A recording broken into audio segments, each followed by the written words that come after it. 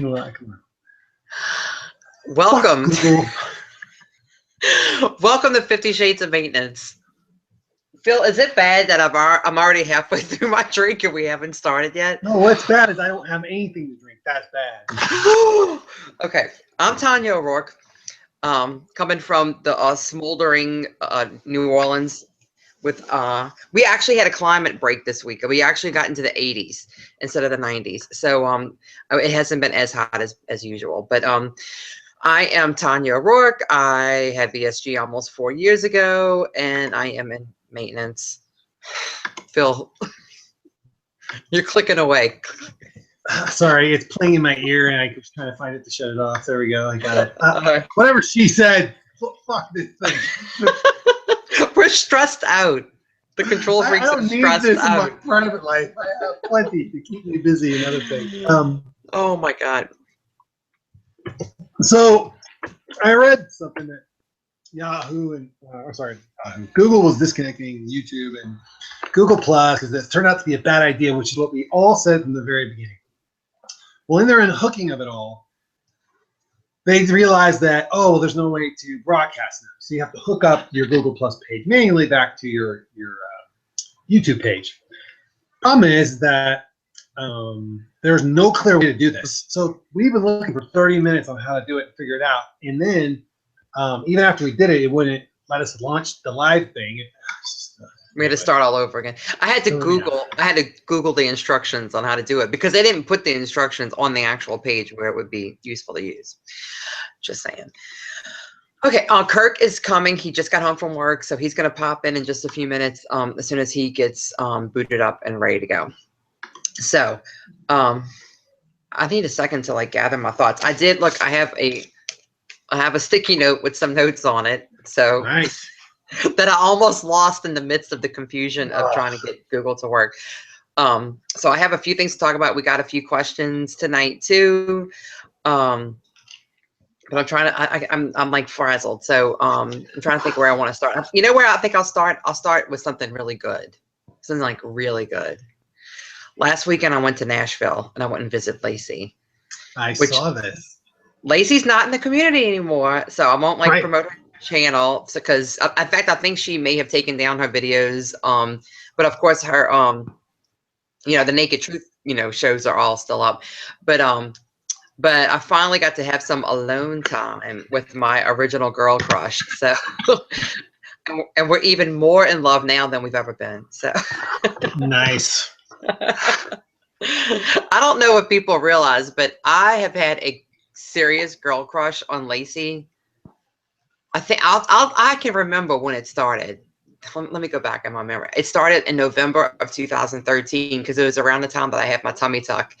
And I think she had just had surgery right around the same time. And that's when I first saw her. And I'm like, oh my God, this girl is so gorgeous. And then 2 Decembers ago, I actually got to meet her for the first time in person when I went to Dallas for a little family vacation. And I had a little Starbucks hangout with a few people. And then, of course, we got to see her in Tampa for a brief moment in time. Yes. Brief moment in time. And I was supposed to see her for WLSFA this year, but then she had a work trip that she was flying out just a couple of hours before we were flying in to California. So we missed each other. So ever since then, we're like, we got to get together. We got to get together. And then she moved to Nashville, which is not that far from here. And she was going to come down here. And then we changed all plans and I decided to go up there. I had some frequent flyer miles. So I went up there to visit. It was just 2 nights. It was way too short. We had the most fantastic time. And we had the hugest NSVs while we were up there because we did this ridiculous obstacle course, which we thought was going to be just like a zip line course. And they did have zip lines on it, but it was way more obstacles than zip lines. And I now have a whole new respect for people who do military training. And because when we finished this course, me, I'm not a crier. We've talked about this before. I don't cry. Yes. Unless I'm extremely frustrated. And there was one point on the course that I came this close to crying because I was wow. Yeah, I mean, this tested me to my limits physically and emotionally. I was just And then when I finally got, they had, I had one part that I could not finish. They had to come rescue me and hoist me up onto the platform. But I was still really proud of myself because I knew I gave it like more than I ever thought I could. But I still had to do like 3 more legs of this obstacle course just to get off the course. Like you have to finish. Finishing is not like you have to finish. There's no quitting. Yeah. It's here or like 50 feet down. So the very last part was a zip line, and when I zip lined in, I didn't grab the thing to like hoist myself up and like be done with it. So I floated back out about a third of the way. There's nobody out there to help you. Like the guides aren't even around. Like you're completely on your own. So I was like, oh my God, I'm so screwed because I was so sore and weak from the thing that I failed on. I had given that all of what I had. I had to turn myself upside down and pull myself in. And like, wow. I'm looking back and I can see I'm like right there. And I'm like, if I need 3 more good pulls, 3 more, and I'll have it. I know I will. That last pull, I mean, it was like, you could hear like, whoa, like something. And thank God I'm tall, and I swung my foot around and I got the platform and I pulled myself in, and I wanted to just die after that. But I was trying to save face for Lacey, but I wanted to like lay on the ground, and because the thing that I failed on, she did not. She is like freaking badass. She did it. I'm so impressed. It was like unbelievable. But when we finished that thing, I just felt so proud of us. Like I have never done anything so physically grueling in my life, and it was fantastic. I'll definitely do it again. That's good. No, that sounds like fine. Those are the kinds of things I actually want to get into more. And by the way, I'll apologize for everybody about my video and my audio because I'm on my laptop. All my good equipment is packed in a box. I'm in an apartment. I'm on Wi-Fi. Who knows how bad this is? But so just so you guys know, it may be extra bad for the next month or 2.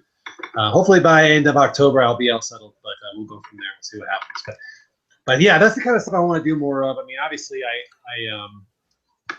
I kind of find more value in just doing those physical challenges to see where I'm at and if I can do it. Right. So that would be really good. So yeah. Yeah, it was definitely testing. I mean, we had an awesome time. Like in Banning Mills, I mean, I felt accomplished when I finished that.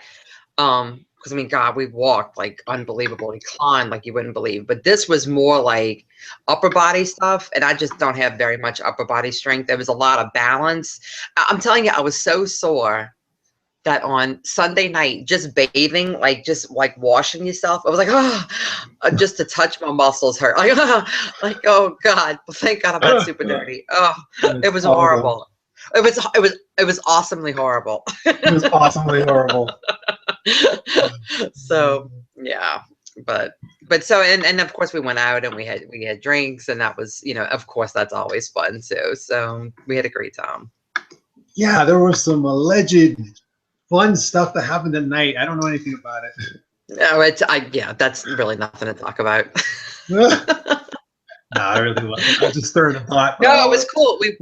She took me all around, like, is it Broadway? I think it's Broadway. We went to like a whole bunch of different bars with like live bands, which me, I love live music. Oh, yeah. And we had an awesome time. Oh, that's good. And then you went to a water park this weekend, right? Yeah, no. So that was my big goal. So basically, I said I would. There was a couple things I wanted to do for the summer, and I did none of them. And summer was ending because the kids were going back to school this week, and so I said that's it. And I've been talking to you, and it's like, hey, you got to go make your fun because you're just not happy. So I said, yeah, you're right. I got to do that. So yep. I just bought the tickets, even though it was bad time financially, bad time wise, and took the kiddo. And then ironically, their mom, Jake didn't want to go, but their mom got the day off, which is really rare. And so she went with us and got to experience some of the stuff. She couldn't do all of it, but she got to experience a little bit. So we had a pretty good time, other than me almost getting killed 3 times. But that's the fun of it. Yeah, I just got the crap beat out of me. But yeah, so it was good times. I mean, I'm glad I did it, and it was really humid and hot here, like unusually humid for here. I mean, it was like dripping sweat, which you normally don't do here. It's normally very dry. Yeah. You don't even know you're getting dehydrated because it evaporates so quick. But right. yeah, no. So that was it was a good time, and it was a nice little stress reliever. And it, I wish I could say it lasted a little longer, but all in all, it was good. It was the right thing in the right time, and I was glad we did it. So still have some hope to get out on the water with kayaks, but the weather is starting to get a little funky. We were in the 90s, and now we're back down into like in the mornings it's down in the 50s again, and now it's barely cracking the 80s. So we'll see what happens. Are you serious? Like Phil, I'm telling you, I cannot even imagine. Like I'm telling you, so I've been doing like this. We'll probably get into this in the show because there's a couple of things I want to talk about. But I've been doing gym workouts, but I used to be like total gym rat, wanted to go to gym all the time. And then I kind of got away from that, and I really enjoyed being outside. But like the summer has been so stinking hot that I just couldn't. So I've been doing lots of gym work. And then this week on I think it was Monday, our high was like 88, which is like, I mean, that's low. That's low for us for August. And I'm like, and it was a slight breeze in the air, which we normally never have a breeze. And so I'm like, you know what? I'm getting out and I'm walking and doing like my walk run thing tonight. And I did it, and it was like I did have like a great time. I was so like proud of myself. So then I did the same thing Wednesday night because again it was like in the 80s. But now today we were back up in the 90s again. When it's in the 90s, I just can't seem to. It just sucks all the energy. It feels like a weight on me when I'm outside. So I'm hoping that this weekend I'm going to try and do something tomorrow. It's supposed to rain all day tomorrow, so it should be cool tomorrow night. And then I'm going to try and get out early Saturday morning so that way I can do everything out on the ground. So I'm starting to train for my half marathon in December. I'm doing like a long 20-week training thing, and nice.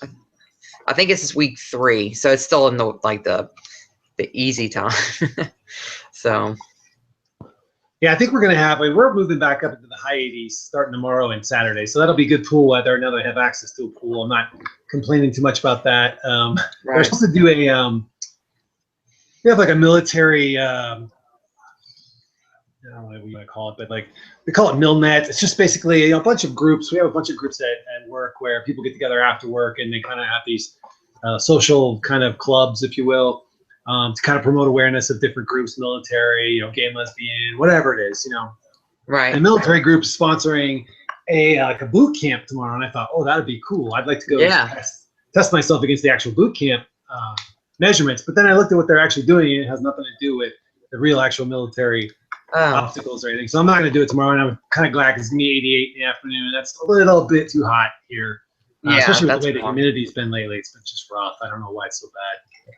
Right. The humidity takes your breath away. It really does. Well, where you are, I mean, the most humid day here is like nothing there, I'm sure. But yeah, that's probably like a good day. But yeah, it's probably a good day there. So, lately it's been bad. So, but yeah, and I know what you mean. I've been working out, but I've been never really forced myself to work out and get into the gym, and like it's not taking the stress off me like it used to do. Like I would go and it'd be a stress reliever, but even the day I lifted and my back was a little sore, so I didn't do my full 30 deadlifts. I did like half of them. Yeah. But even the pull-ups and the I couldn't bench because my partner wasn't there, so I was doing push-ups. And I never got that angsty kind of feeling off me, and it's not affecting me the same way anymore. It's like the better I get at it, the less results I get mentally from it. You think you need to switch it up and do something different, and maybe like you're too much into the groove, and if you need something to like distract you and really, because how when you get in the groove of things, you can still get in your head while you're going through the motions of doing the thing you've been doing over and over again. So yeah, that might be it, because I was thinking about that because our old kickboxing trainer came back this week, and I had to pay more attention because his moves are a little different. So I didn't catch myself thinking about other things that were on my mind as much. Right. In that, but when I'm working out alone, especially like when I'm lifting by myself, that's all I'm doing is thinking. I'm thinking about form to not hurt myself, and then whatever else is on my mind is the next thing up. Right. So once I've got my form checked, I'm doing my lift. So I do my 3 lifts or my 3 pull-ups and my 3 whatevers, and doing that 10 times. But after I get the first one set and I know my form's good, I just go about my business. It's kind of second nature now. So yeah, I definitely find that when you get in a routine, you stop. It isn't as much as a stress reliever, but that's kind of thing. Like, I had gotten away from my exercise for a while because I had all my arthritis issues. And I'll tell you what, and this is like a note to the people with plastic surgery. I know a lot of people are going through plastic surgery lately. When you really start working out again, you swell, like you just for no reason, just from working. Um, I don't know why your body just reacts that way. I guess it gets inflamed and you swell, and then you feel fat because you swell. And I kept getting roadblocked with that. And so right now I'm trying to not let that get in my head. And I'm really just, because I really want to get back into feeling like I'm the most physically fit that I can be. And I had, and we've talked about something like I had some bad news that came in my family a few weeks ago, and I was like, oh, I was sitting on a sofa wanting to eat chips, and I'm like, oh no, no, no, I'm getting sucked back into comfort mode, and I was like uncomfortable with myself. I didn't want to watch TV. I was not happy with anything. I told John, I said, I think I'm gonna go work out, and if I get there and I don't want to do it, then I just won't, and I won't beat myself up over it. But I think I'm just going to go and give it a try. And I did. I had a good workout, and I felt so much better after. And it was almost like a little light bulb moment. Like, yeah, this is what you need to do. Like, you need to get back into this serious, because you felt so much better when you would working out regularly and pushing yourself and challenging and pushing harder each time to do better. So I don't know, I'm like in super motivated mode right now. Like, my food's not 100%, but I mean, is it ever going to be? But like, I feel like getting in my workout routine, I am like majorly motivated right now. So I'm trying to like build on that momentum. So Yeah, I definitely was getting that benefit for a long time. So I don't know what I'm gonna do. I don't know. Like I said, I actually had a couple of, and I talked about this in my video, but I had a couple of moments where I just kind of came to peace with some stuff that's been bugging me for a while, and kind of shifted my perspective, and everything was really good. And then, of course, in normal life fashion, it throws a curveball right about that time. But all in all, I still was like, oh no, I'm still good with what I'm doing and what's going on. And right. But so it's not so much the stuff that's been bothering me. I don't know what it is, just angsty. I think it's just being in a small place and being in a confined, compressed space, and back to the school schedule and back to like a litany of things I could list that just adding up into just weird kind of like angst. So right, you're in a weird transition mode right now, because like your home is not your settled place really, and like so you don't really have a total settled place.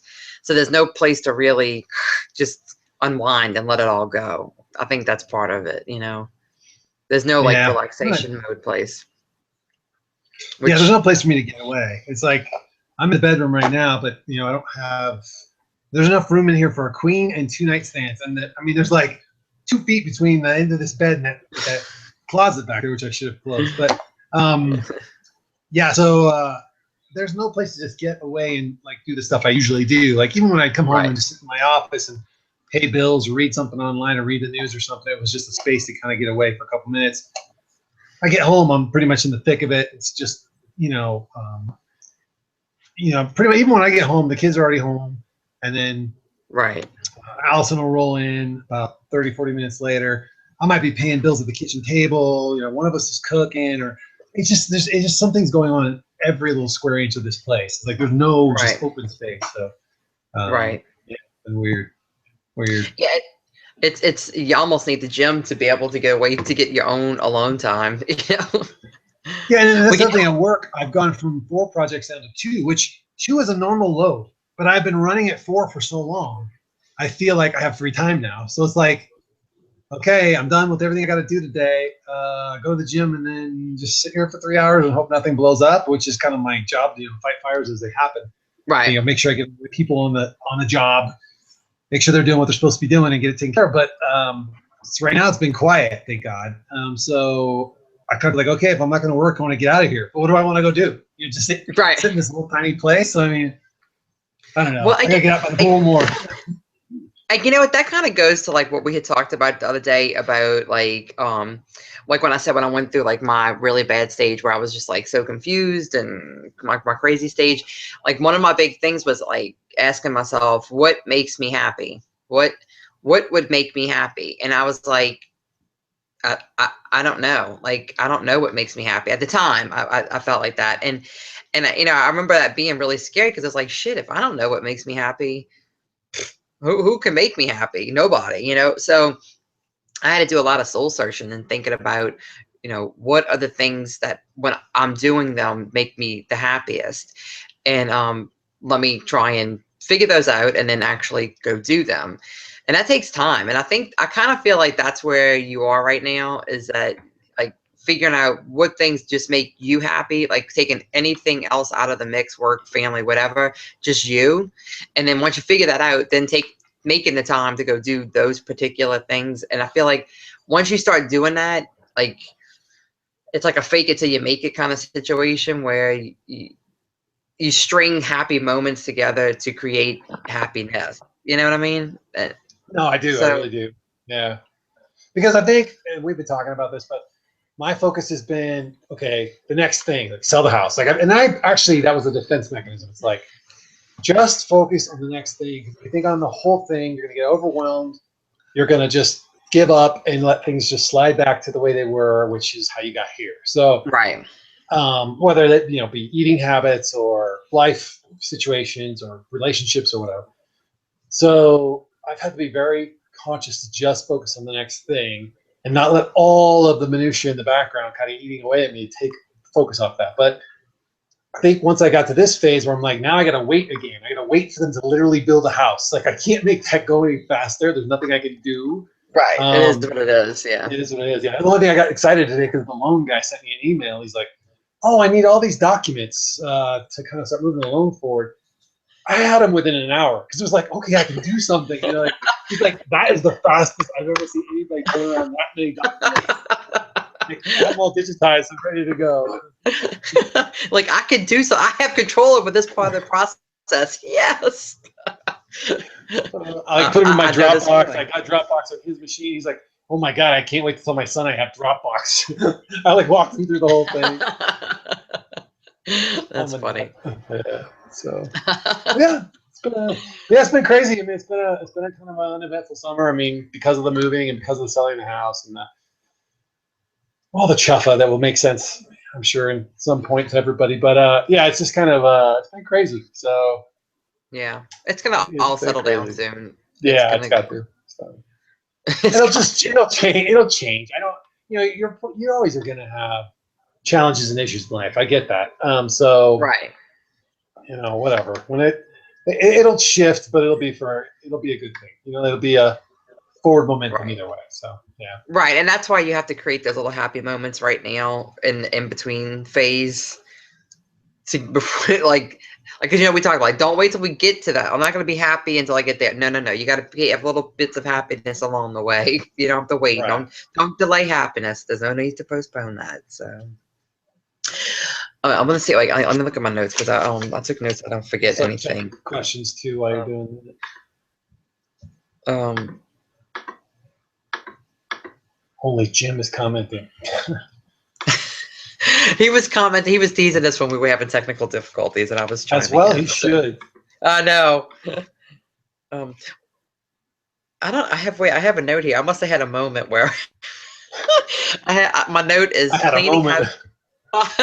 cleaning house of toxic people and situations. So,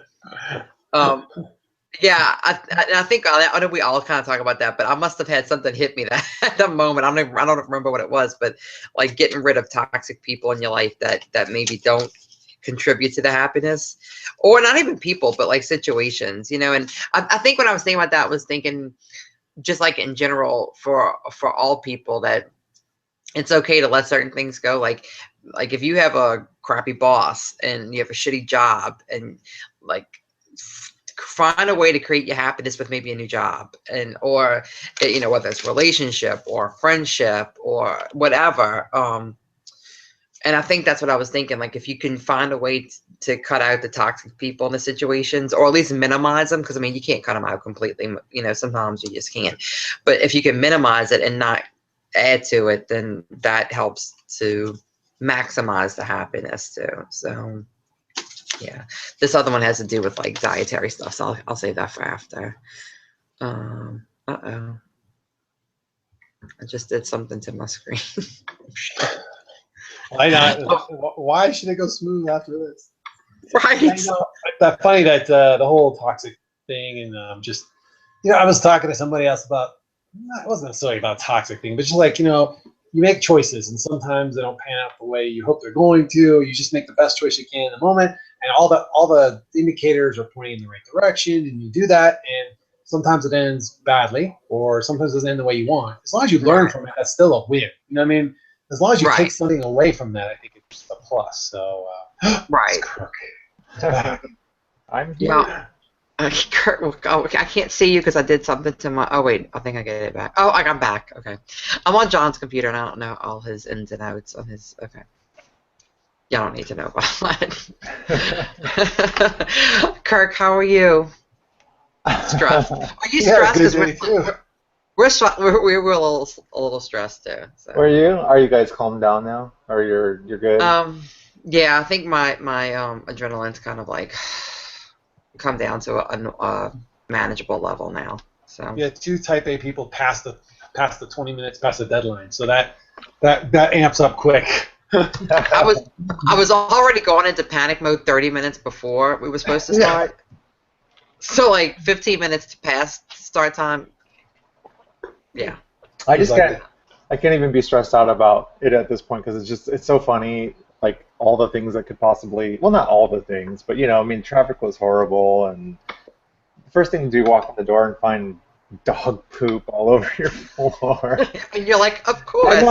And not only on the floor, but like caked onto my power cord for my laptop. Like it wasn't meant to just be wiped off. It was like literally caked on. Like, nice. Yeah. It's a dog crap kind of day. I guess. But it's getting better. Yeah, I see you guys, so it's already better.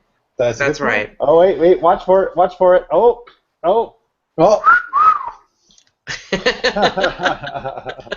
In Scrubs, no less. It's almost like a Bigfoot sighting. It's like right. He really does exist. I saw something. Right? There he goes. And it went so fast, I missed it. Yeah. That's funny. That's my McDreamy, McSteamy. McSteamy. Yeah. We're talking about like fun things we've done since our last show and like stress relievers, and so do you have anything that you've done that's been like a super fun thing, summer thing? Well, I don't know. I don't want to say it was super fun because it was a lot of work. But for work, I got to go to Florida, to Tampa, and I think I worked about 2.5 weeks without a day off. But I was only I was only in Tampa for a week, doing 20-hour days. I think you guys got little pieces of that here and there. And at some point, I think by day 4 or 5. Well, first of all, the first day was very exciting because I was flying there myself, and I had about 25 people in the air that Saturday, and major thunderstorms everywhere, and people were getting stranded, flights were being canceled, and I was like, oh my God. I'm like, you can do this, but because everyone had to start on Sunday morning, and luckily we got everybody there, 100% show rate, which was good. Good. Yeah. Yeah, and so for the people who don't know what I do, I work for a company that sort of is in healthcare, IT, software implementations, and whatever. So a big term that kind of is used or kicked around my field is go lives. Like when the hospital flick the switch, they switch to a new software, they go all electronic. It's the go live. And our go live was going pretty good Monday morning until I got to experience some of TJ's weather, and there was historic flooding happening. And this particular project, a big bulk of my people were located at Tampa General, which is on an island. Oh, nice. Yeah. So I get a call like 3 hours into the go live saying, by the way, all non-medical, non-essential personnel need to evacuate immediately due to flooding and before high tide. And I was like, oh my God. Yeah, we got everybody off though, and some people even went up north to do some work. But the whole week was like that, where it just like was crazy. I was going to bed at 3, waking up at 6, and I think by that Thursday, I literally at one point had found out like an hour or an hour and a half before I was supposed to be at the airport. I was already checked in for my flight, where we were still bringing new people on, and I got the word that I was going to stay for a few extra days, and I was like, oh my God, okay. And I wanted to be there because I wanted to be there for the new people, but I was like, so non-functional at that point. I was literally driving around Tampa, and all I could do was like, I'm like, TJ, are you home? Like, and I don't even know where home is. I just know that he's somewhere in Tampa at this point, and we hadn't been able to connect at all. And I was like, he's like, yeah, let's go out to eat. I'm like, oh, food, that sounds so good, because like I hadn't been eating regularly or whatever. Right. And he's like, well, where do you want to go? And I'm like, I don't want to make a decision. Yeah. Food. So and then of course my phone, my internet all of a sudden stopped working, so I couldn't. He's like, just look up something on Yelp, nearby, and I'll meet you there. And I'm like, internet's not working. So I finally I swing into a hospital parking lot because I know every hospital has free internet. I'm sitting in the emergency room, waiting room, so that I can get connected back to the internet because my phone is blowing up with work stuff, and I'm trying to find a restaurant for TJ and I to meet at. And I get out of there, and I'm like, TJ, I just don't know where I'm at. I don't know where I'm at. He's like, just pull over into something that you see, and I'll just meet you there. I'm like, okay, I think there's like an Applebee's or a Chili's. It says that it's 4 miles away, but I can't tell because I don't have GPS. But then all of a sudden I saw a Red Lobster, and I was like, screw Applebee's. I want some like lobster or something. So I'm like, some scrimps. I'm like, TJ, I am in the Red Lobster. This is the address. Hopefully it's close. He's like, yeah, it's only 40 minutes away. Hang tight. I'm like, I can find something closer. He's like, no, don't drive. Just stay where you are. He's like, just stay where you are. I'm like, okay. Well, that might have been. There was one day he messaged me. He's like, have you heard from Kirk today? I'm like, no, I haven't talked to him. He's like, I was like, oh, do you need his information? He's like, no, I got all his information. I just haven't heard from him. And I could tell he was concerned. Like, yeah, I was really like. I'm worried about it. Yeah, and when TJ is worried about you, I mean, it's like. Yeah, then I got scared. Yeah, so but we had a great dinner. I mean, I think we ended up talking for about 2.5 hours, and it was like a good therapy session, and talked about everything, and he just let me blah blah blah, get it all out, and I just felt like, because while I was there, I don't really, I didn't have time for anything social, not even with the people that were working for me, right. And so just having that outlet, having like a familiar face at that point, I was just like, thank you, and just, he did so good. I tell you, my one-on-one time with TJ it's things I'll just never forget, ever. Right. Conversations I'll never forget.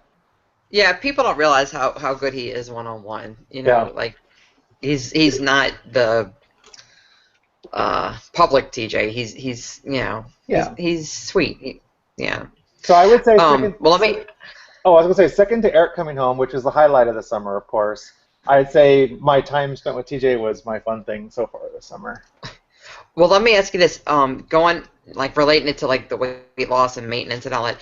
Back years ago, before you had surgery, if you were in that kind of stressful situation, do you think you would have turned to food as like a comfort back then? Like you would have been munching the whole time.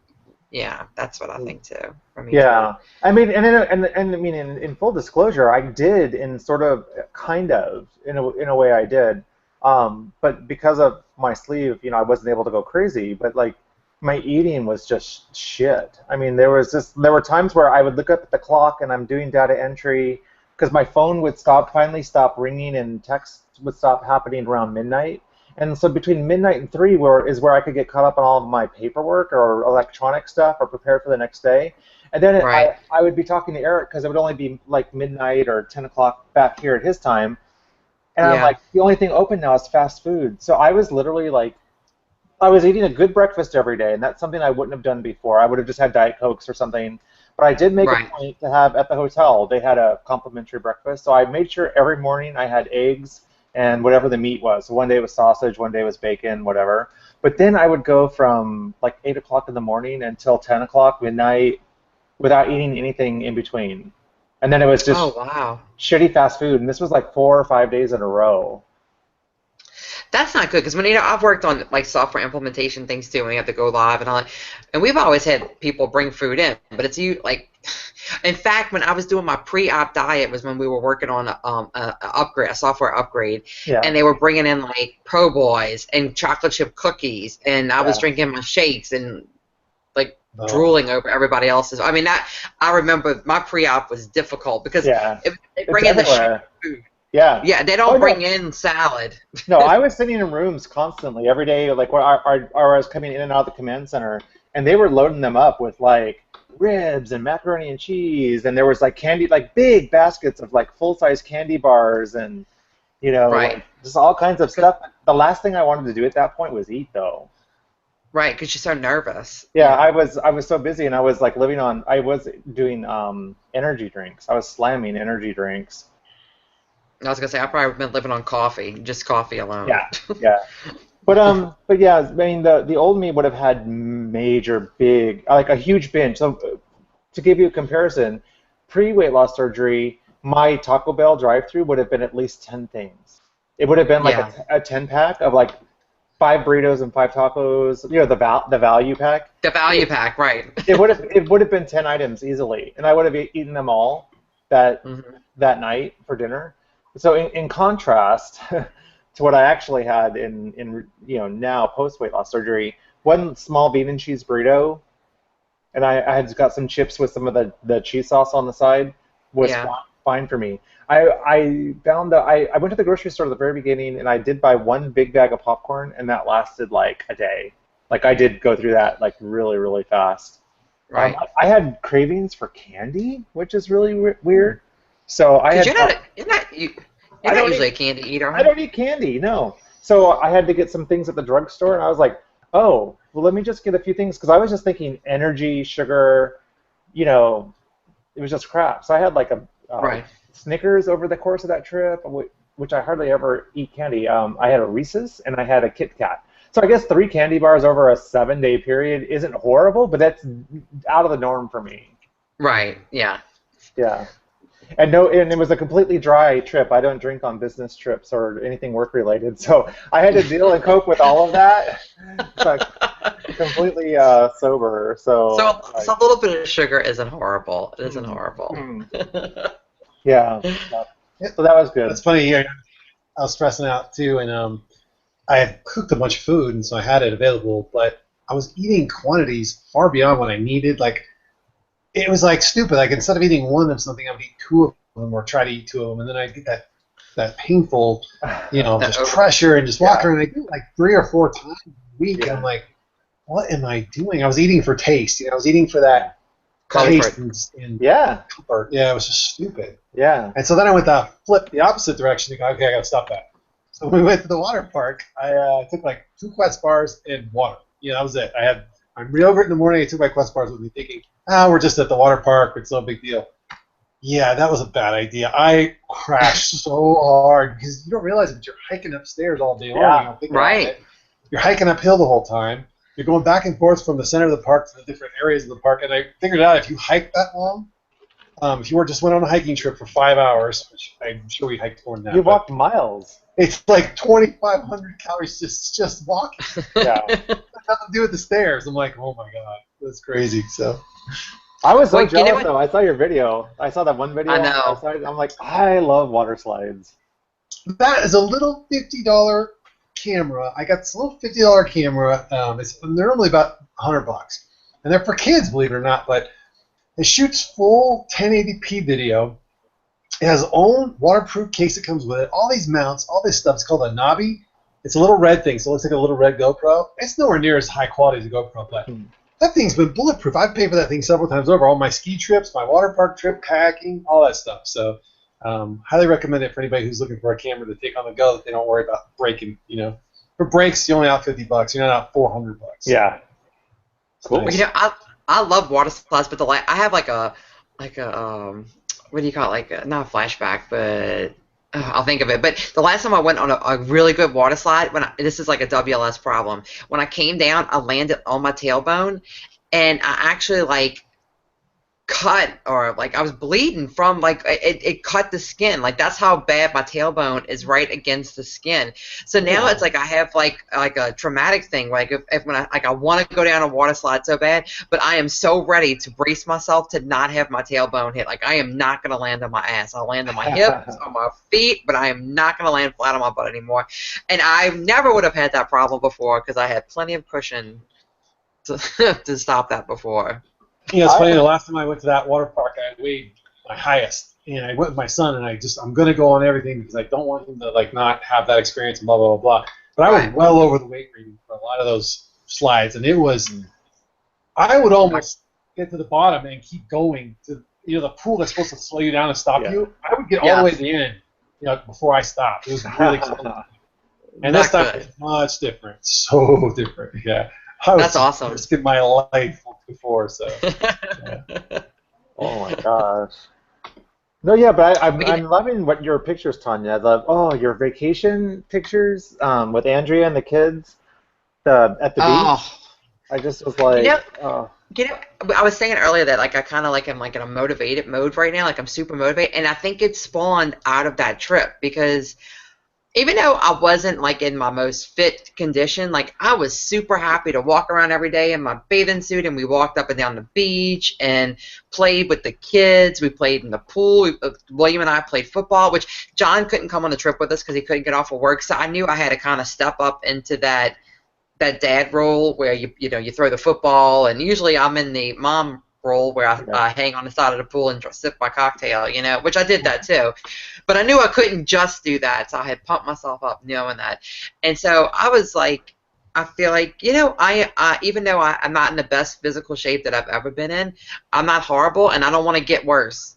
So I'm like really motivated right now to get, okay, so this is what I was thinking too. Like probably the best physical shape I've been in was before I had my tummy tuck, and then it all kind of tapered off after that from recovery and arthritis and blah, blah, blah. And I was thinking the other day, like I've never experienced being in great physical shape and not having loose skin at the same time. And I don't want that to be the last time I was in great physical shape. So I'm kind of really motivated right now to try and get back into like really good physical shape with having had the tummy tuck to see what does that look like? What does that feel like? Because I felt awesome before, so I can only imagine it was going to feel as good, if not better, now. So. Well, you looked fabulous in all your pictures. Thank you. Like, well, and that's what I think. Like, if I would have been 20 pounds lighter, what would I have looked like? How would I have felt like? I mean, I felt great. Like, it didn't stop me from doing anything. So, and I think that's one of the things that's been like kind of holding me back mentally is that I feel great. I feel great about the way I look. I would like to be in better physical shape, but I don't have that motivation like I did before, like get the weight off. Yeah. So it's not as pressing of a feeling as what I had when I was in the losing phase. But I'm trying to like tap into that motivation of wanting to feel like I'm doing my best, Well, and like complacency is always kind of lingering there as it can be a double-edged sword, right? It can lead into some really bad stuff, and then you come to grips one day and like, oh shit, like what happened, It always goes back to balance. Like everything, it seems like everything we always talk about, no matter what it is, like if it's alcohol or food or lifestyle, whatever, it all goes back to balance. And like you can definitely slip into, like you should be proud of where you are and accept, and you're not gonna. I know I'm not gonna be like a swimsuit model. I totally get that, and that's fine. But I also have to not let that be an excuse. Well, I don't have to work as hard because I know I'll never get there. But it's a balancing act on how far you go with it. I've been thinking about this a lot lately. I can tell. I kind of had that same moment at the water park. I was like, yeah, okay, it's not perfect, but I'm 40, maybe 44 this year, and guys my age, a lot of them don't even look this good. So hey, I should just be happy and let it go and blah blah blah blah. But it is a kind of a double-edged sword. He's like, well, I'm better than the rest of those guys, so I'm fine. Which is an easy way to slip into bad habits. So. Yeah. Right. You can. I've run into it with my arthritis thing too. That it's painful. Yes, it is. am I using it as an excuse to give myself a hall pass to not do certain things? Or is it the other way? Like if I really try and do stuff that maybe I shouldn't be doing because I might hurt myself. I'm still trying to figure that out right now. So You'll figure it out. But it's important though with the arthritis that you keep moving though, right? I mean, you have to keep moving. It's a weird thing. You have to keep moving, but for some things, if you move too much, it breaks down the joints. It makes it worse. Oh. It makes it worse. And even before I had surgery, I had to ask my arthritis doctor, would it help if I lost weight? And he was like, not really. It's an autoimmune disease. It's not. It may, but honestly, my arthritis is worse right now than it was before I had surgery. And not to discourage anybody, but it's two separate diseases. Yeah. So, But I think also if you let it be an excuse, it will be. So I can't. I'll never be a runner because of it, but it doesn't stop me from walking. Or shaking your tail feather on the dance floor. That's right. But wait. Okay, that is so funny that you say that because TJ had submitted a whole string of questions for us, and one of the things he had said in there was about why did Tanya. Okay, wait. I'm gonna read the thing so I don't mess it up. So call me on it. He said. You burn 80% of your calories being alive and only burn 20% by physical activities. So why do Phil and Tanya kill themselves in the gym when they only need to maintain calories to lose or stay steady? And I want to say this, I don't love the gym like I used to. I would much rather go out to Bourbon Street 4 nights a week and go dance and use that to burn my calories. But since that's not really a lifestyle option for me. Right now, at least, right? For right now. It's just not a good one. In your 70s, maybe in your 80s. Well, let's see. You'll be that lady, the lady with the sequins fanny pack and. Right. Well, wait, in 10 years, Victoria will be 18. I won't be that old. I'll be out there on Bourbon Street shaking it. She'll want to be right there next to you. You'll be too busy watching her. Well, that's true. That's very true. But yeah, so that's why I'm in the gym, and that's why I'm doing it because, that's my first love would be dancing, but next to that, I'll do the next thing that I like. So. Yeah, I think mine has been more for the gym. It's been more just I need it. I need it. I actually get pleasure from the weightlifting now. I feel like I'm developing muscles and strength, and I just feel better after I lift. I just feel good. And then it was more of a stress reliever before, so that was another huge motivator. And it breaks up the day, which is also good too. I don't know that. Look, clearly everybody's metabolism is different. The fact that I can do all this and still maintain, it also gives me a little room to not be so tight on my eating. I can slip things in here and there. And not have to be a Nazi about every little thing I eat. So I guess it's kind of a crutch in that direction too. But I don't think if I just walked around, I'd definitely be lighter if I stopped working out. I proved that when I moved. I wasn't going to the gym, and I was just focusing on moving. I dropped down to 211. So I was like, oh man, I dropped a ton of weight. As soon as I went back to the gym, I was right back to 214, and then I popped up to 221 for a couple days, and then it's back down to 216. So I don't know what happened there, just purely water, but it's just been crazy. It's been a really kind of just But yeah. What what I'm feeling right now is I haven't been weighing myself very sporadically, but I told John the other day, I said when I wasn't doing the right thing, even though my clothes fit the same and I basically looked the same, I didn't feel happy with myself. After a week of being back on my routine and doing what I'm supposed to do, I know nothing's changed. I know my body doesn't look different, my weight isn't different, but I felt so much better about myself because I felt like I was doing the right thing for me. And right now, I feel so much happier with me that I'm doing something that I know is good for me. That makes me happy. So that's why I'm on this little high thing I got going on. And I try and remember that because I don't always want to go work out, but I know how I feel after it's over with, and I want that feeling. So, I'm in a better mental place right now than I had been for the last few months. With appreciating that I'm doing the right thing for myself, Yeah.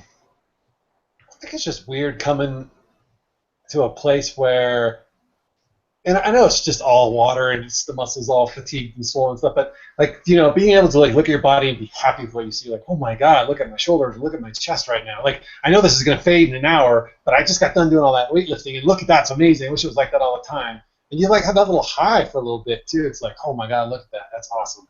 And then Right. you go about your day and you just feel better about it. But Right. yeah, it's just kind of weird. I don't know. I mean, it's a little insight into my minuscule bit of vanity that I've gained, but it does feel good to look like that. I'm like, God, I wish I could look like that all the time.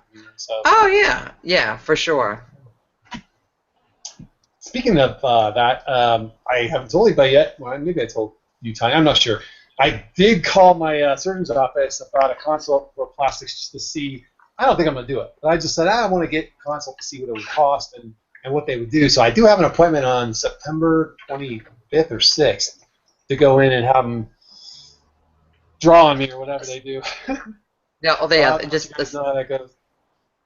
look. The first time you go, it's very exposing, like because you're just like butt naked, and they're like pulling on your skin, and it's like, oh my God, like this is like the exact thing that I never want anybody to look at or touch. That's exactly what they're touching. Like it's the most. It's uncomfortable. Get ready to be uncomfortable. It's very uncomfortable. Nice. I got that going for me. I'd go with you. I'd go with you, Phil, if I lived closer. I'm sure. So you wouldn't have to feel alone. Kirk, so let me help you pull on that. Yeah. Like, yeah, but that's not something that you would feel uncomfortable with people touching. Surgery done there, Kirk. What are you doing? Oh, that's funny. Sorry, I had to do it. You had to do it. I had to do it. So yeah, I'm like, I haven't thought about any of that stuff at all. So I don't know if that's like a good thing or a bad thing. Like for me, in the past, like I don't know, month since we talked, has it been a month since we've done the last show? I think so. Yeah. Yeah, it's been over a month actually. Like I haven't done any new patient seminars, or at least they haven't asked me to. Or usually if I tell her I'm available, I can go. But I've just been so busy with work that I haven't been immersed. Like I haven't seen Katie. I haven't seen Christina. I don't see my weight loss surgery friends. I don't see my non-weight loss surgery friends. It's been a little bit of a rough month in terms of that because I've been busy. It's not anything necessarily wrong. Although I do have like something major dropped on me last evening.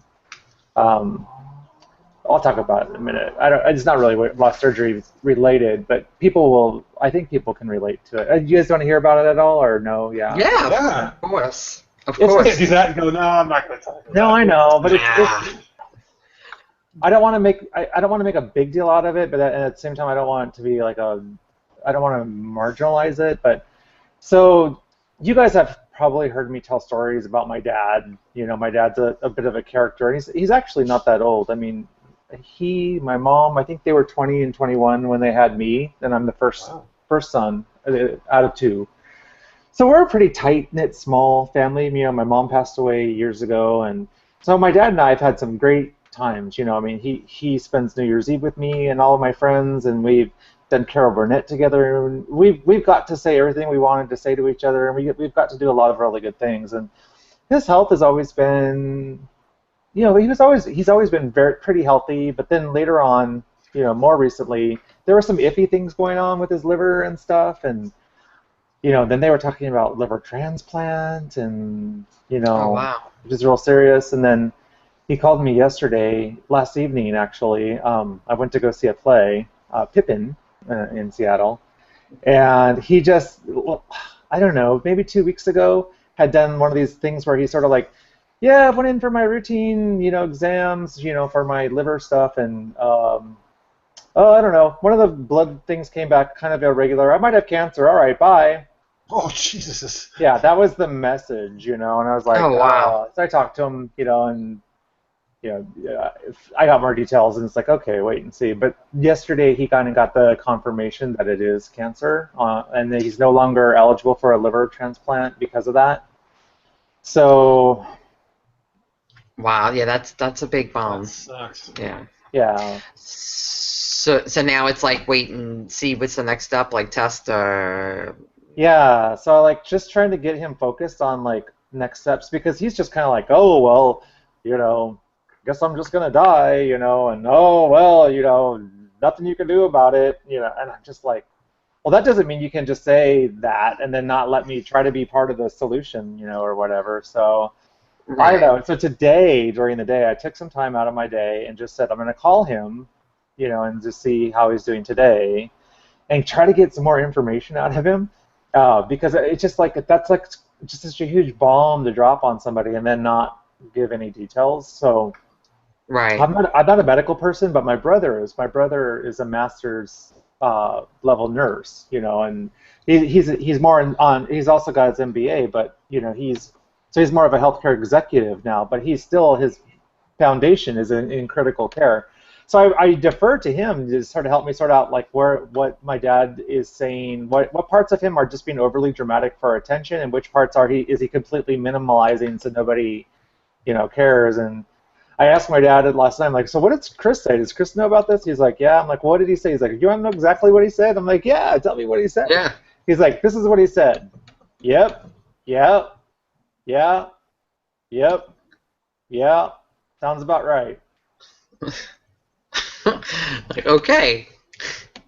But I'm like, that doesn't tell me anything. So, anyways, but yeah. So today I got him to kind of tell me what next steps are, and I just talked to him about okay, so let's assume worst case scenario. Then you and I, we need to get together, and I need to take a notebook, and we need to go through everything together, so I know exactly what you want everything and where everything is. Because my dad he's like my granny was. They hide things. Like Right.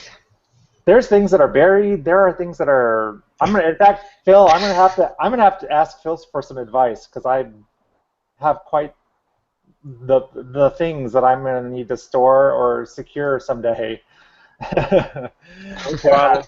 You can handle this. Yeah, I know. All the laws around this. So You're going to be my go-to guy for that. But anyways, but having that kind of conversation is very tough. Like Right. as the child, and now the parent is the one struggling with these things, and very few people know about it at work today, and I didn't even say anything about it until the end of the day. There were some people that were with me last night when I got the news, so that was we talked about it right away. But it's just like they're like, oh wow, you seem to be handling this really well, and it's like, no, this is like when I do really super good. Like when there's a crisis or there's a disaster, when there's a flood, when there's evacuations, when there's wildfires, when there's earthquakes, when there's people dying, like Right. that's the part where like I go into solution, problem solve, case management. Triage. Complete Right. triage, yeah. And that's how I manage it. It's not until like after the fact where it eventually kind of like catches up with me, and then I just Right. Then you can have your moment. Yeah. yeah. I'm the same way. Same Yeah. way. Yeah, me too. So I'm just hoping that everything I just like I told him, I'm like, well, we can just see what happens one day at a time. I think attitude goes a long way. I know attitude went a long way with my recovery with my weight loss surgery. And Yep. it's like, let's not assume worst case scenario, but if we do, let's be prepared either way, and just deal with it, as a family. So hopefully. That's funny.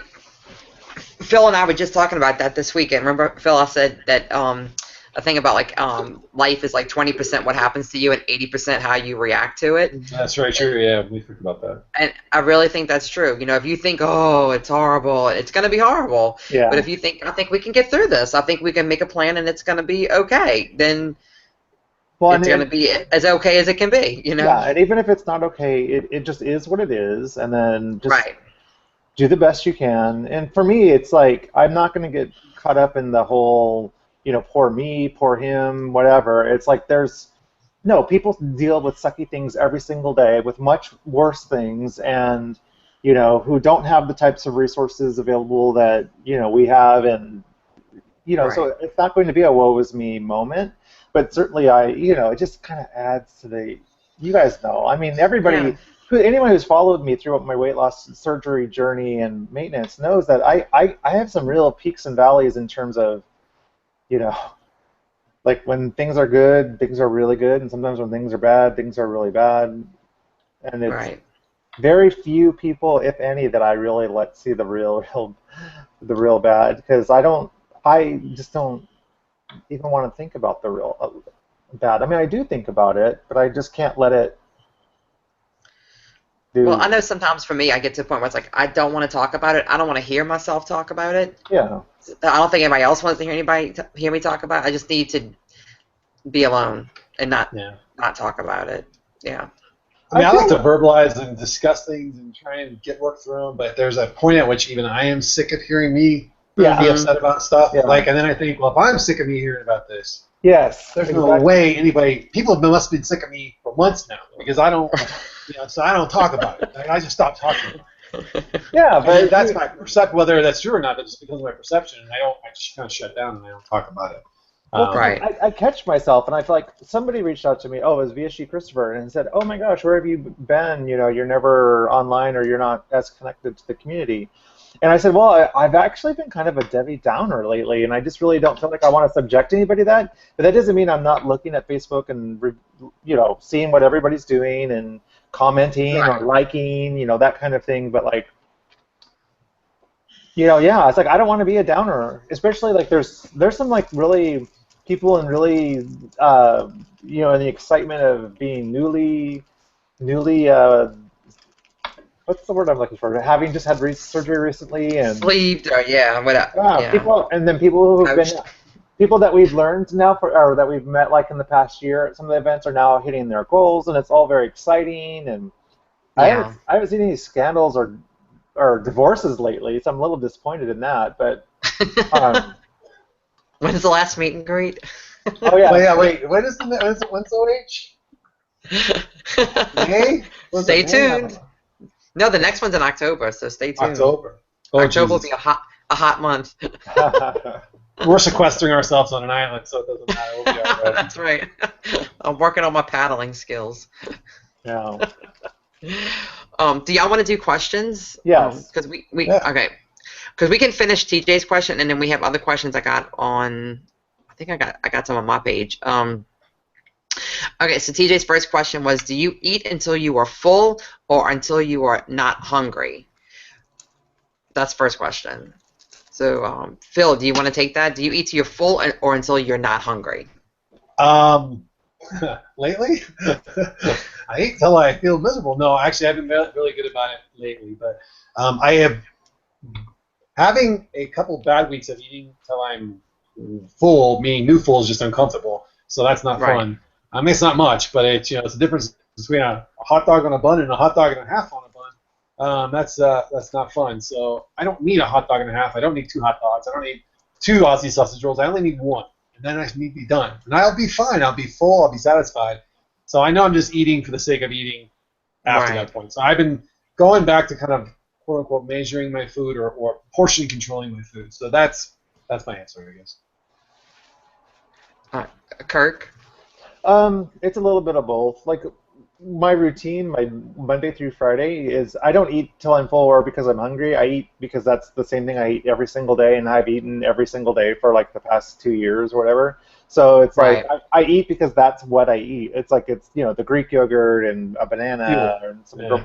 yeah. It's like it's the same thing every day because it's just work is the same thing, and then like lunch is almost always the same thing too. It's either soup or chili or now I've kind of expanded it, and I had 4 pieces of California roll today, and that was actually really good, and a small salad with Yeah. it. So I was craving something fresh and not hot and soupy.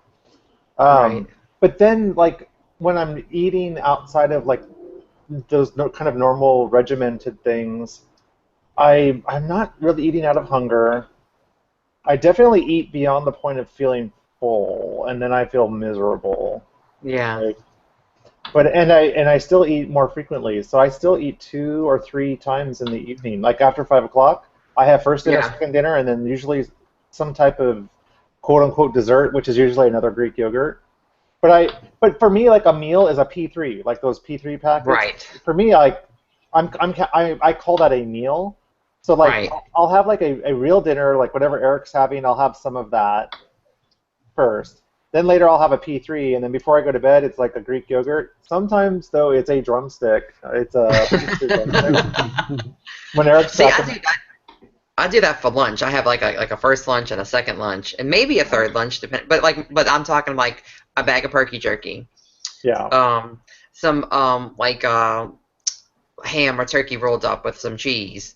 That's enough, and then maybe another bag of perky jerky or a yogurt or a Quest bar, something like that. But it's not like huge things. It's just like, but because lunch is what gets me, or midday, I guess, is what gets me. But I'm almost exactly the same thing. I eat the same things, maybe not the exact same routine every day, but the same general things at those same general times.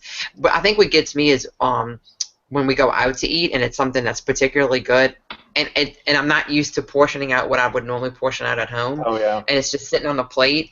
I'll tend to take a couple of bites too many, but it's not like it used to be. I used to get that full like, oh, I have gone overboard feeling. I kind of know when to stop now, but that's the only time I really would say that I eat till I'm full. Normally I just eat till I'm satisfied. So I guess that's a good thing for me. Because I used to eat till I was like, so full to where I thought, oh, my pants are too tight. And then I unzipped the pants. I'm like, oh, no, that's not the pants. It's my skin that's too tight. It wasn't the pants. Or I used to I'd say I'd get home and put on my stretchy shorts, on some basketball shorts. Oh, I would just go into straight out underwear because it was not good. Yeah. Well, I never have those moments anymore. All right, here's the next question. If you're going to consume large amounts of calories, do you think high fat or high sugar is the least damaging to the waistline? So he's asking, what do we think? I think when I first read it, I thought, like, what would we choose? So I was having, like, one of those, what if you won the lottery type discussions with myself. Like, if I won the lottery and I could eat as many calories as I could, would I choose fat or would I choose sugar? So I think I misread the question the first time. Mm-hmm. I just watched that documentary about sugar. It's called like That Sugar Movie or something. So Little Ozzy Mel told me about that. So I think at this point, if I was going to have to pick, I'd have to say high fat because I've never been a sweets person really, but I mean certainly that candy bar craving recently. And Sunday morning I was so freaking lazy and I had this thing I had to have a donut. So I literally went online and had donuts delivered. Really? Yeah, delivered no less. So, that's so not like you, Kirk. I make myself earn it. I make myself drive all the way over, get it, get one, bring it all the way. I didn't even want to like get in the. I didn't even want to get dressed to get in the car. Because here in Seattle, you can have anything delivered like within a half an hour or 40 minutes. So right. Yeah, we had a dozen Top Pot donuts here within 45 minutes. It's Sunday morning, and like out of like a dozen, I think Eric had 3. See, that's John's weakness is donuts. So he could hurt himself. Like he knows he has to really limit himself because he could do some damage. But well, I know where we're going when you guys come out. I know. Like any place that we go, he scopes out what's the local donut shop. So. Oh, I've got a donut shop for him. On the way to skiing, we could go to the donut shop. So yay! That's calories you can earn. They used to when I was. Oh, go ahead. No, go ahead. No, I was gonna say they used to give me heartburn, so naturally I would just never eat them. And they don't anymore. So like I think I had 2 on Sunday and then 1 every day since so last night I was eating a stale donut at like. Oh, see, no, I do like fresh donuts, but I will not eat a stale donut. So and I was like that even before surgery, which means I would consume as much as I could the first day. But oh no, I can't eat a stale donut. I even sit there and I cut them in fourths, and I'm like, oh, I'm just gonna have a fourth. But then, like, once that settles, like half an hour later or whatever, okay. Another fourth. Yeah. Yeah, but before you would have eaten 2, and then another half hour later, 2 more, and half hour later, 2 more. Yeah. Like, oh, yeah. Yeah. I did the same thing. I cut them into quarters, and if I eat the whole thing over the course of a day, okay. I mean, I'll take the full hit, but at least I'm not eating 6 of them, so... We had some the other day, and I think I ate 3 quarters, and I had to go lay down. I felt so nauseous. Like, why did I do this to myself? This was so stupid. But the kids were having them. John was having them. I'm like, oh, well, I'll have a glazed donut. Yeah, no. I got it out of my system though. Like, it doesn't even sound appealing. now. So I mean, it just Right. must have been some weird. Who knows? Just from a metabolic standpoint or a vitamin or mineral standpoint, maybe there's something that I was You needed. needed. Yeah, because it's very unusual for me to have like a craving of a specific thing. Well, same thing with the candy bars and craving sugar. You probably needed the sugar for energy. I think I needed the You energy. were so wiped out. Yeah, and Yeah. your body was telling you, I need sugar. Yeah. I'm low. Especially if you were going a long period of time without eating. Like, that's why I eat my little meals, because I get the serious low blood sugar to where, like, I'm shaking and I got the cold sweats and that whole thing. So that's why I'm in that routine, because I know that feeling, and that is not good. That's not a good feeling at all. So. No, but check that movie out if you get a chance. It's a documentary. It's really good. Yeah, I definitely will. Person to say that. That stuff. Yeah, very, very informative.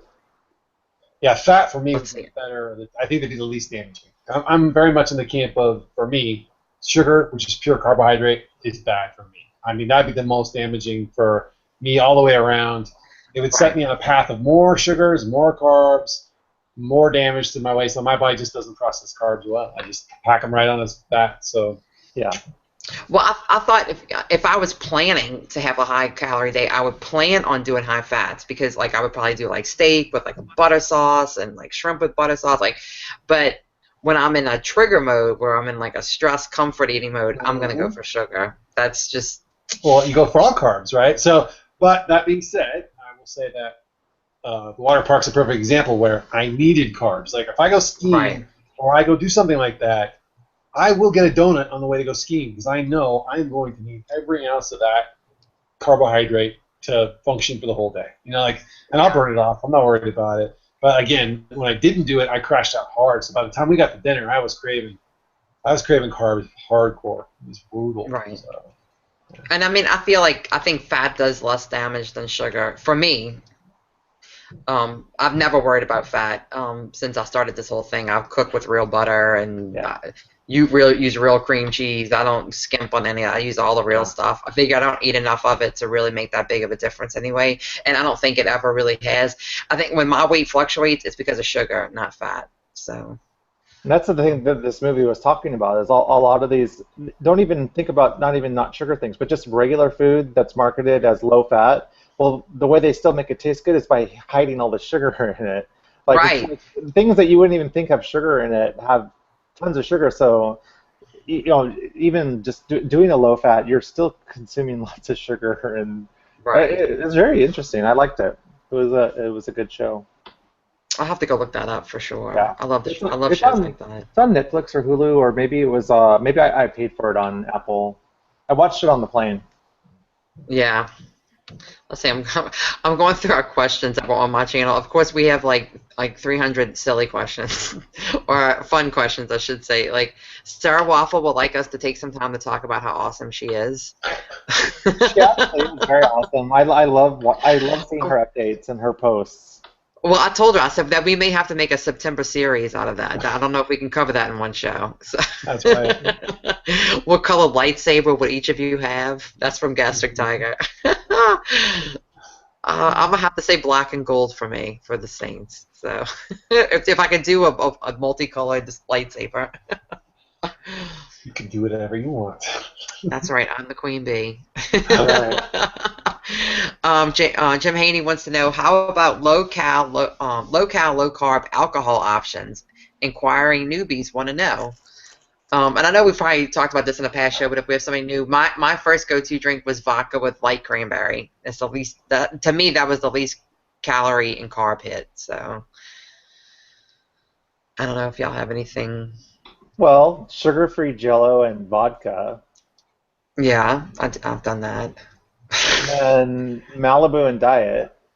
Yeah. Yeah. You've done that. Yeah, I've done that. And this last weekend I did a lot of mango. Oh my God, this stuff's so good. Mango pineapple vodka, with pineapple juice. No, this was so bad. I feel guilty admitting it. Pineapple juice with a little bit of orange bitters and a little bit of grenadine with ice. Oh my God. That's such a lady. Sounds like a lady drink. You needed to have umbrellas. Well, we were at a tiki party. All right, that makes sense then. Then it totally. had a lot of them. I was gonna say, Phil, you're doing that, and I'm doing whiskey shooters. That's. I know. Trust me, it was ass backwards. It was a tiki party. It Hawaiian shirts were required. So. And funny. Tanya, those things that we were making, or we've had with the either the low sugar or sugar-free lemonade. What is it? Light lemonade. Yeah. Light lemonade and vodka. That would be refreshing. Yeah, sometimes I would do like the vodka with water and then do like the little squirty sugar-free water flavors. I've done that like do the fruit punch one, and it's like a fruit punch. It's fine. Yeah. Or you know what else too? I did during the summertime for like a summertime drink is the unsweetened iced tea, and I'd add Splenda and put either plain vodka or the sugar-free Firefly vodka. Yeah. That's really good too. Yeah. And that's low carb. Yeah. So and that's like to me that's a good summertime kind of. It feels like it's just tea, you know. Yeah, and then in the Skinny Girl brand things, that Skinny Girl, they have a lot of pre-made things, and one of the things that I liked, they had a pre-made. It was like a peach margarita something, but it was. It's like a Bellini kind of thing. Yeah, and it wasn't carbonated, so it was just like a. It was like a sugar-free margarita, but it was like peach flavor or white peach flavored. Right. But there's lots of options. Or you can just do shots of tequila or whatever. Well, they have so many flavored vodkas now. You just need ice. It's really. My new favorite flavored vodka right now is amaretto flavored vodka. Oh, it is so good. Okay, and my dad actually got me started on that because he takes a shot of vodka and a shot of amaretto, and he calls that an Italian Valium. Oh gosh. And then I found this vodka which tastes even better than the real thing. So I'm on that kick right now. So. In your morning coffee to get your day started. I wish. Lately, I wish. Yeah. All right. Let's see. I'm looking for the next question. Christina wants to see all three of us. I want to see each of you make a cooking video. I know each of you have made them in the past, but I'd love to see more of your favorites and how everyone is in maintenance. We have all made cooking videos. Well, this is what was made for dinner tonight. Well, I had something good tonight, but I got home. I was by myself, so I had time to actually cook. So I might do another cooking video. I like doing cooking videos. I like cooking. I want to make. I haven't had it all summer either. As Eric, remember when I first got my spaghetti thing? My zucchini. Yes. I think that sounds really good. So if I cook this week, it's going to be that. I like when you did your shrimp video and you cooked your shrimp in the grill. That was so good. That's what I had tonight. Oh yeah, I was coveting your shrimp tonight. That looks good. That was really good. Red Lobster had a great shrimp thingy. It's like a 4-course meal. It's what I had when I was with TJ. It's like you get a soup, a salad, then the entree. One of the entrees was these 2 huge shrimp skewers, just tons of shrimp.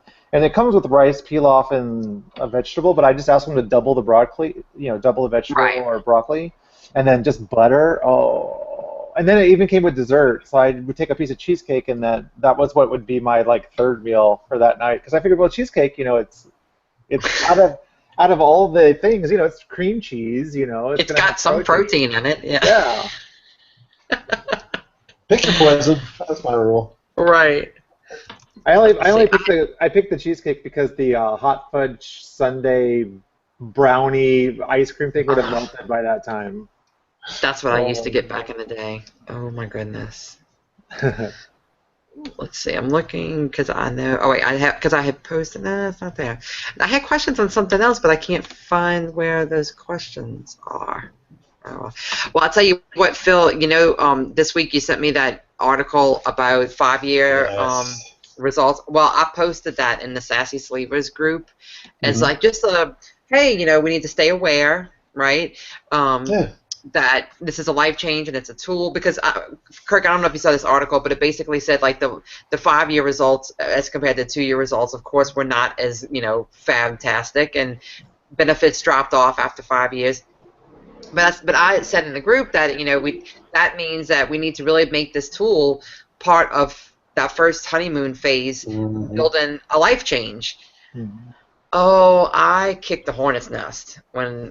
Really? Why would someone against that? Well, people weren't ugly about it. They weren't up, but they were scared. Especially newbies or people who were getting ready to have surgery are this is really depressing. And I'm like, no. It shouldn't be depressing. the tool gives you the ability to actually make the life change that you couldn't make before. Like, this is encouraging that there is still a possibility that you can make it work. I'm like, look at me, look at this. Like, a lot of veterans in the group, and a lot of veterans stepped up and chimed in and said, no, like, I made these life changes, and I don't eat these certain things anymore, and I'm active in this way now, and it doesn't have to be bleak. But, you know, if you depend on just the surgery, it will be. You are not going to succeed. So let it be a wake-up call and a warning that you can't just, the surgery's not going to do all the work for you until you die. Yeah. But yeah, people, I feel like people need to know the reality, but I don't want to discourage anybody from having surgery, because I said, like, it's the best thing I've ever done. I don't regret it at all. Just because it's harder than I hoped it would be, which I'm sure any of us hoped that it'd be for maintaining. It's still easier to maintain.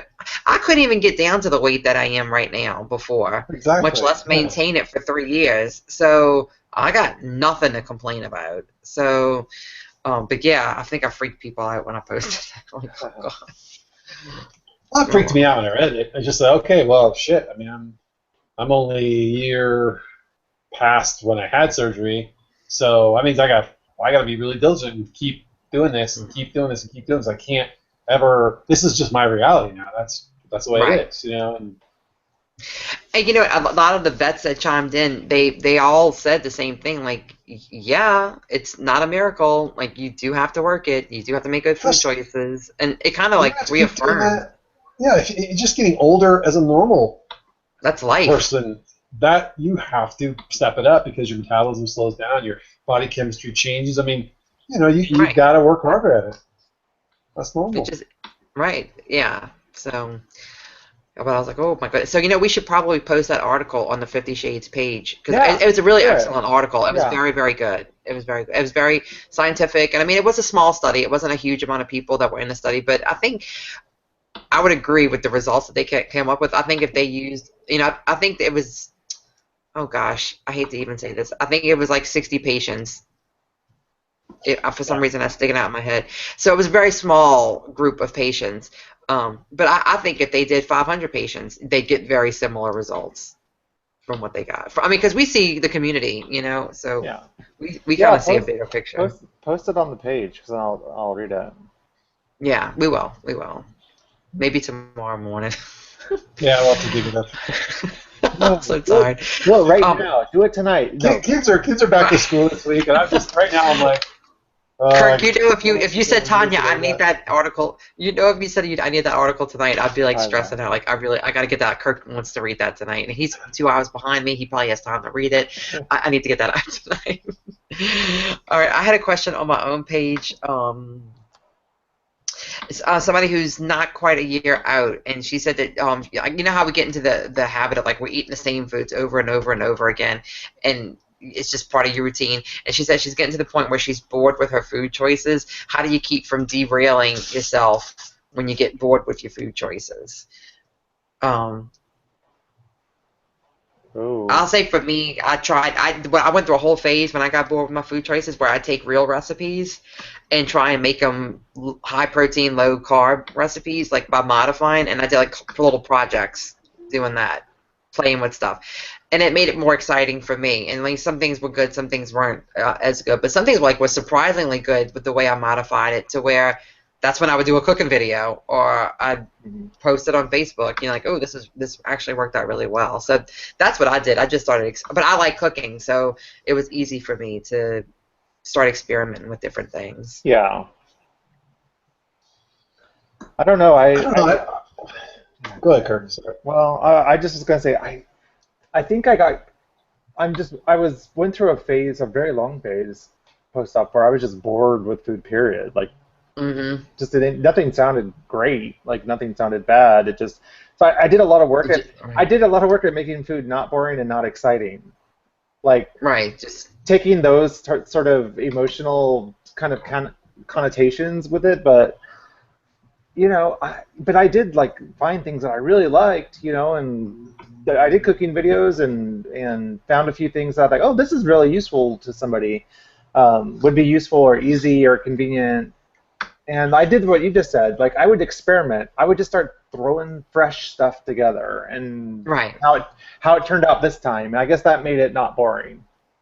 Yeah. Yeah, I don't know. I kind of like.